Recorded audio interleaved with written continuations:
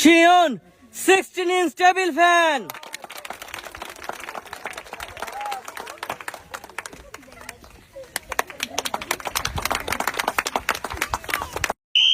সবাই একটা জোরে তালি হবে আপুর জন্য। দেখি আপু এখন বল ধরাবে। দেখেন দর্শক বন্ধুরা খুবই মনোযোগ দিয়ে বল ধরে আছে।